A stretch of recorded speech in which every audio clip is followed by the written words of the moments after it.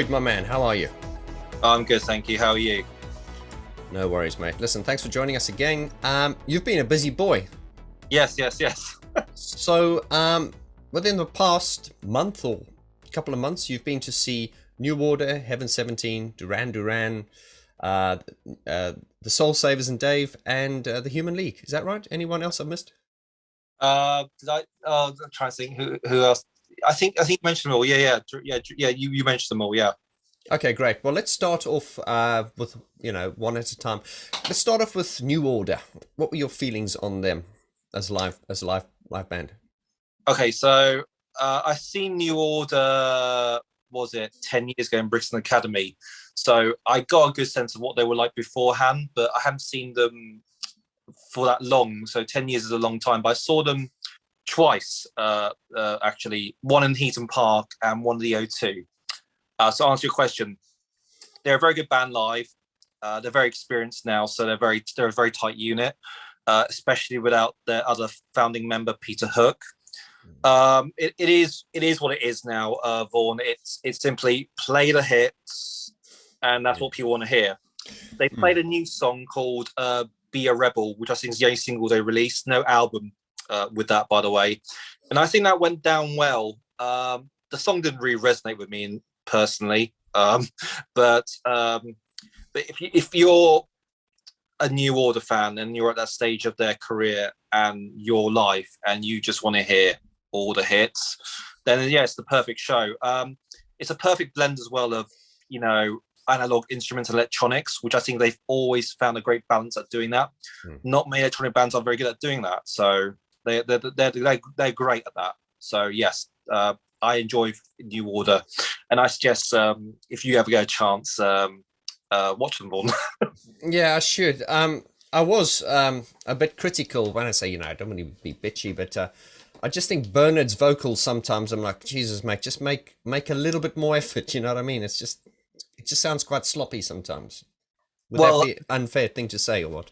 No, his voice has always been deadpan, and I think I think everyone knows since Joy Division he was a reluctant frontman, and I still think he is a reluctant frontman. But I think I can forgive him because the music is so good that his voice to me can be untraceable, shall we say? Well, yeah, I mean, this is something we always speak about in this channel. I mean, if we had like a proper singer, let's say someone like Michael Bublé, we often talk about singers like Neil Tennant. No disrespect to them, they're not great singers, but the music's great, and the voice is part of the character and the the sound of it, the record. So we all understand that, but it is quite funny. I think it was my fiance. I was listening to it once, and I think she brought me a coffee into the studio, and she went, "Oh my god!" She was just, because she's not a fan. She just heard this music and this voice, and she went, "Is this karaoke?"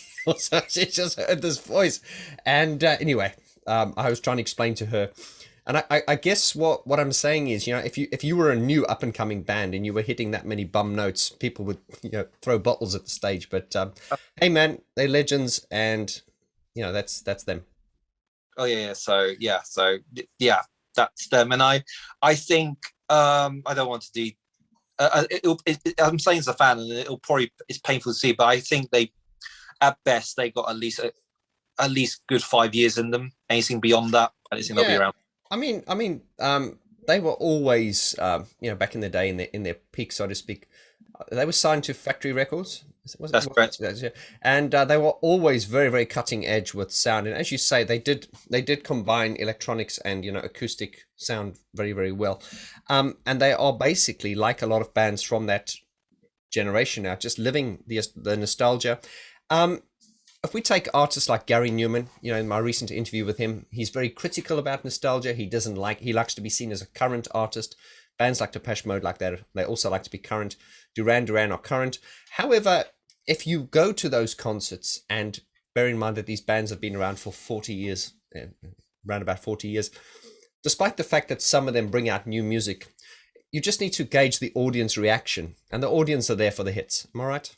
Yeah, exactly. So what makes New Order unique as well they are a rock band to some degree because they put a lot of energy, and I kind of feel the As people get older, they seem less hungry for new music. You know, younger people, it's like, oh, they're always trying to find the new thing. yeah, Whereas, and I think this goes back to even like my parents. You know, they grew up in the '60s, so I think your golden era for music is probably between the ages of maybe 14 and maybe 25. That's kind of the music that's kind of imprints into your psyche and stays with you forever.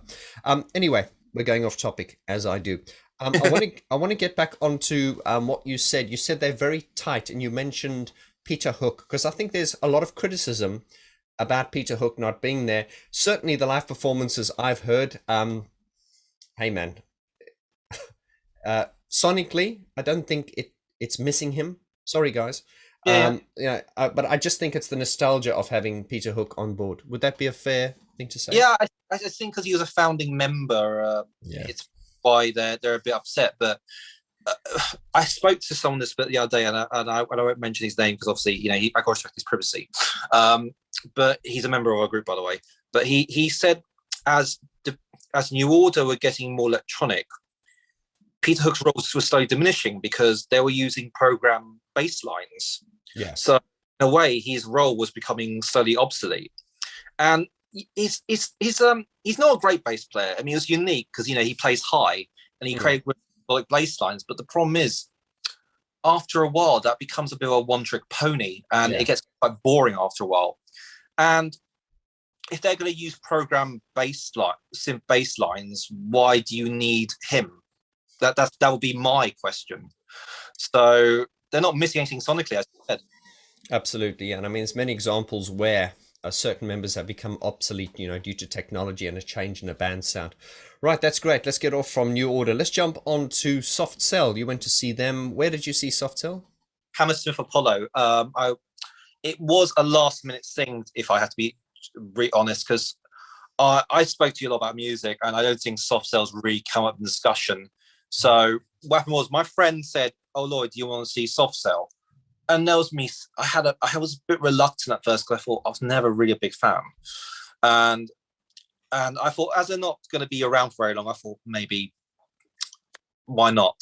So I brought a ticket, not expecting much, and they were very entertaining. I didn't really know a lot of their songs apart from the whole hits and a few songs from a erotic cabaret, wherever the album's called. Sorry, I'm not very good with Soft Bell catalogue, but it's a Dave Ball, and then you got Mark Ullman. They're a very good duo. I think they've mastered their sound, in terms of the live performance. And Mark Ullman's always been very witty and flamboyant, flamboyant, yes. I think they had a new material, and I couldn't tell you if they were new or any good, because I think the ones that were new didn't really get a lot of crowd reaction. Yeah, I mean, we see that as we see that all the time with certainly like even like Duran Duran. They've got this new album now, which sounds very, very it's very modern and hip. Hey man, they've used some of the top producers, but their core audience are of a certain age, and of course they've brought new people on board, but the core audience are always going to like Hungry Like the Wolf and View to a Kill and all those songs. Okay, so were you pleasantly surprised with Soft Cell? Did it exceed your expectations, or was it more or less what you thought it would be? Exceed my expectations, but I'm not exactly going to go back again, let's put it that way. I've also never been a huge Soft Cell fan, and it's not that I don't like them, it's just never been on my radar, really. Okay, let's jump on to the next one. You did go and see Erasure, because that is an electronic act I do love, yeah. I forgot to mention, I knew I forgot somebody, but yes, I love them. So it's not because I just forgot. So I do love them. So I did enjoy that. I would go again and see them. So yeah, it's Erasure, yes. I did a video once, I'll link it in the description below. I forget what it was called, but I talked about how Erasure's live sound has changed as well. And of course, amongst the fanboy community, there's always been a lot of criticism about, Vince Clarke standing there with a laptop and a 2-octave controller keyboard. Now, to that, I say to people, look, man, he's Vince Clarke. I've got so much respect for him. He's done his time. He doesn't need to It reminds me of that performance they did back in 1992, I think it was. It was called The Tank, the Swan, and the Balloon. And he went onto the stage with this, like, it was like a little tank, and he had these synthesizers. Now, I thought it was all for show, but apparently they were all plugged in. And what a stressful thing to take that many analog synthesizers on stage. Fast forward to the present date, he's just basically got a MacBook Pro, and I think it's like a 2-octave M audio, or something, just a very generic keyboard, and you can actually see him hitting the space bar. So it's essentially backing tracks. I did notice, and I haven't gone into much detail yet, but I've noticed he's got a little bit more on the stage now. Did you get a glimpse of what he was using technically? I saw pressing buttons, so I think that would answer your question. Yeah, I think there was more than meets the eye, should we say. Even though he looked like he was doing very little, I think he was doing quite a bit compared to what he did previously. So I think there was more than just a main stage laptop, shall we say. But yeah, it's array shows are very energetic, as you probably know, because you've seen them live. The audiences are they're very energetic as well, despite their age. Because the songs are very upbeat and upbeat. Well, this is the thing, and I always said, if bands of this generation were going to go out, Erasure would be one of the first ones to fade out because of the performances. Now, that's not necessarily the case. They are great songwriters.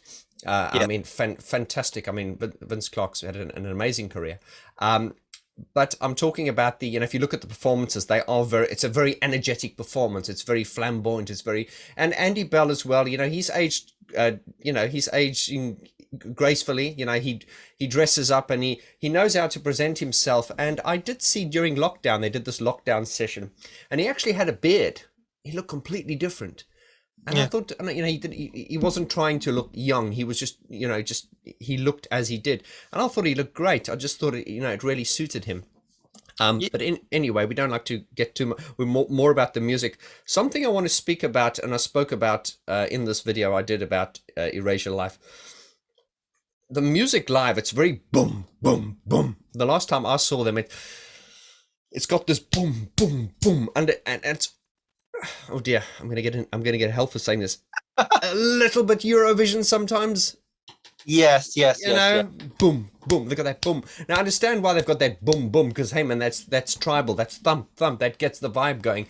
But it just seems a bit too much sometimes, don't you think? Yeah. I think it has got a bit too Eurovisiony. I mean, I listened to some of the original live recordings, and I think they were much better. But they seem to incorporate that kind of Eurovision sound thing. I think the problem is, though, if I didn't see them as a fan, I think when there's a neutral, I would have judged it more, and I think I would have not liked it. But because the songs are so great, you kind of overlook that. And it's only when you think about it afterwards, like going, oh wow, that was a bit Eurovision. Yeah, because I still think the greatest Erasure albums were, I think, Chorus, and I love I Say. In fact, I should review some of their albums soon. I think you hit the nail on the head there, Lloyd. I just find that when you perform songs live, and every artist and producer out there knows this, you need to change them in a way that they come across well live. And very often something that's been done in a studio will not translate well in a live audience. So I understand the whole boom, boom, boom. It just seems like of late, a lot of the live sound, it just sounds very digital, and like when there's like, if we take a song like Ola More, it's got that dun dun dun dun dun dun dun. They use like this real sort of like Euro and it's a bit like, it's a bit Eurovision. And once again, because I'm such a big fan, and they've done their time, I'm giving them a pass on that. But I do prefer the sound when it sounded more sort of like analog, so to speak. Yeah, I know. I was going to say that because with Ola More, especially the pad sound. The pad sound, yeah. The lead sound, yeah. Yeah. I think it's like the bridge. I think I love that. It has more emotional human quality to it.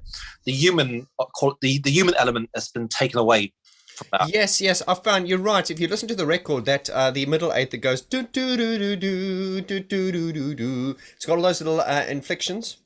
Whereas now it goes do do do do do do do do. Yeah, it's got that. It sounds very like bang bang bang on the bar, and it's like once again I'm giving them a green pass here because I love them.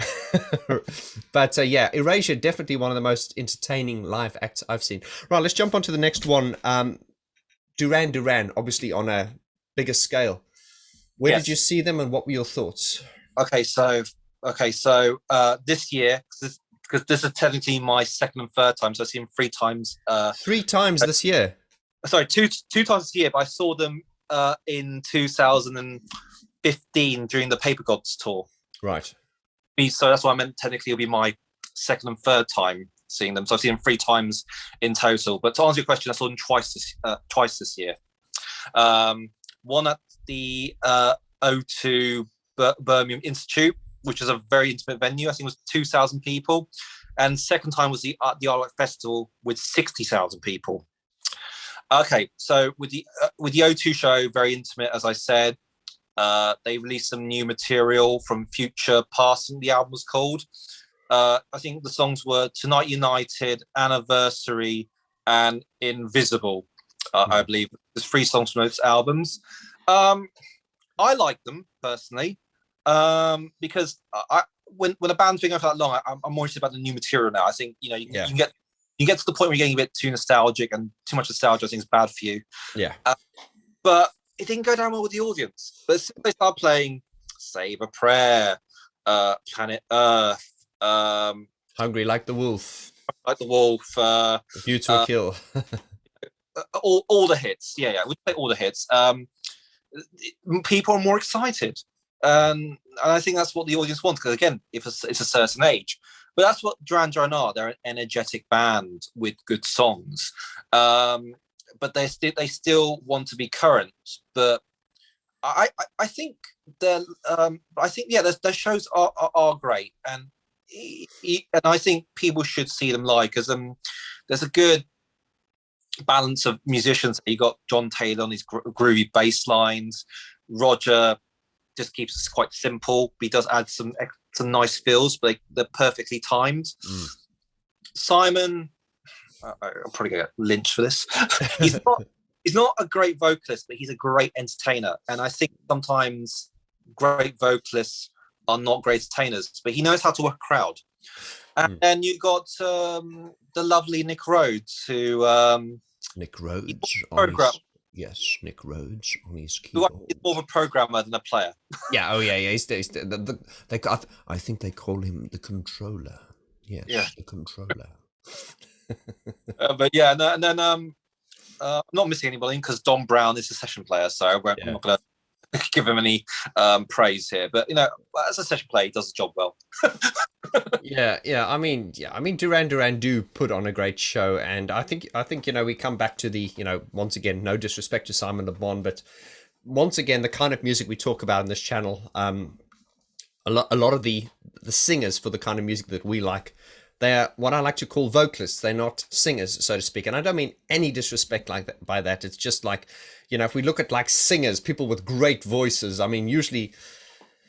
even like, no disrespect, like, Adele.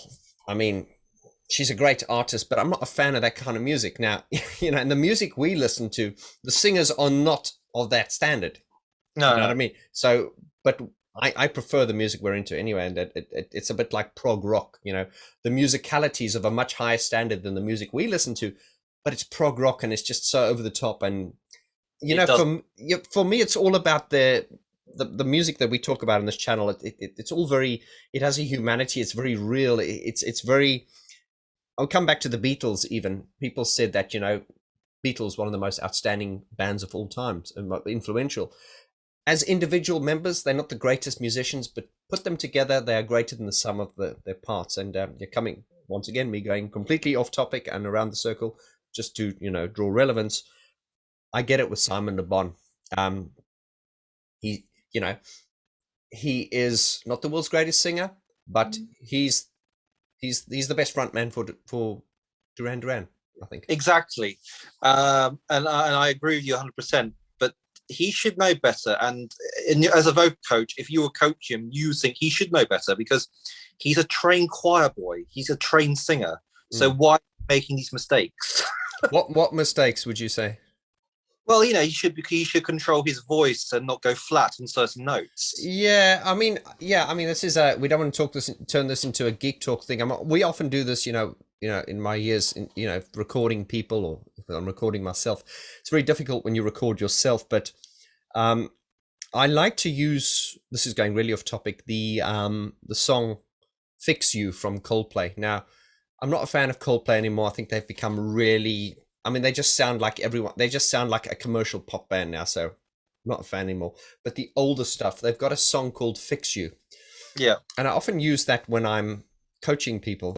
Or if you listen to Chris Martin, listen to the opening line. He goes, "When you try your best and you don't succeed," and he goes, "Stuck in reverse." It's very like, but if he'd sung it perfectly, he'd lose some of the emotion. So what I always say is the emotion always trumps the the technical performance. This is why I can't stand cabaret and all this kind of music. So yeah, Simon Le Bon does hit bum notes, certainly not as many bum notes as Bernie Sumner does, no disrespect, but it's real and it's a moment and it's it's all that. Okay, so your recommendations on seeing Duran Duran? I would highly recommend them. Yes, yeah, I would definitely. I think you should if you have time, Vaughn. But I won't shove it down your throat. I should get out more, Lloyd. I've been a bit of a. I was a bit one of my subscribers actually offered me tickets to go and see Dave Gone and the Soul Savers, and I declined because I'm always busy. But I suppose I could have moved things around. And when I saw you and Carla there, I felt a little bit left out. I should have taken him up on the offer. Okay, great. So moving on to the next act you saw yesterday was... Oh, the Human League, yes. Yes. What did you think? I enjoyed it. My mum enjoyed it, so did my brother. Again, it was a nostalgia thing. It was the 40th anniversary of their iconic album, Dare. They played that whole album in its entirety, plus some hits. Again, it was a good show from start to finish. There was nothing on the downbeat. There was no like awkward silences. It was, Phil Oakey and the two girls. Sorry, that sounds really lame. I think most people say that, Phil and the two girls. They don't know their names. Yeah. No disrespect, but yeah. Phil Oakey and the two girls did a great performances. The session players did their jobs correctly because a lot of the founding members from the groups have gone. So it is only Phil Oakey and the two girls left now. But moving on, it was a great show. I mean, I've never seen so many people dance and song. My mum was dancing the whole time and she loved it. There's a few things she because they play this instrumental called Get Carter and she was going, "What's this, Lloyd?" "Oh, it's instrumental." And she went like, "Oh, I'm just going to sit down." And there was a song, one of the earliest tracks before Human League went commercial, called Being Boiled. She went, "What's this?" And I thought, "Oh, it's called Being Boiled." And she went, "Oh." So yeah, great energetic show, and it was great. I think your mum probably fits the demographic of what we're talking about. The sort of hardcore fan of the music of that era. Just wants to go there, just wants to hear "Don't You Want Me, Baby" and "Together in Electric Dreams," and I think there's a lot to be and there's a lot to be said about nostalgia, or whether you're milking something, and there are a lot of reasons a lot of these bands like Ultravox and them are basically just doing nostalgia now, whether people like that or not, and a lot of it comes down to the way the music industry was structured many years ago. Artists were screwed. They were performing for years to pay back loans to record companies, and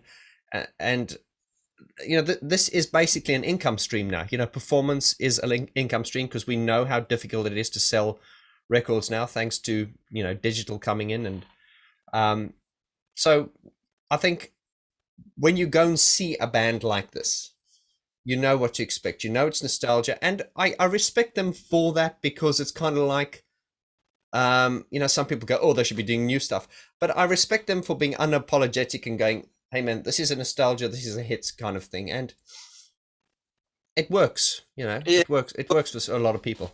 So yeah, and they got nothing to prove, have they? I mean, No, they got nothing to prove. Yeah, absolutely not. But you, I remember we went to you and I went to the Synth Fest. When was it? 2018. And you took a photo with Phil Oakey there. I mean, I wanted to kick myself because he was there and I was interviewing people, and my channel members gave me a hard time because they said, you know, you were there, why didn't you go interview him? And I just thought at the time, you know, because the channel was new, I didn't want to look like a pushy journalist type. But yeah, I think we should. Phil, if you're watching, we're coming for you soon. Yes. Oh yeah, definitely. So yeah, we took a photo of him, so at least we did it for promotion. But yeah, we should have been to you and looking back on it. I feel kind of bad for that. Well, no, actually, not your fault, because you told me he was there and you actually took the photo with him. I didn't take a photo at all, so I missed a trick there. But don't worry, we'll see him again. Oh, there's another band I want to talk about. I should have mentioned earlier in the conversation. So this is more of a current band. They're called Gus Gus from Iceland. Oh yes. So Gus Gus from Iceland.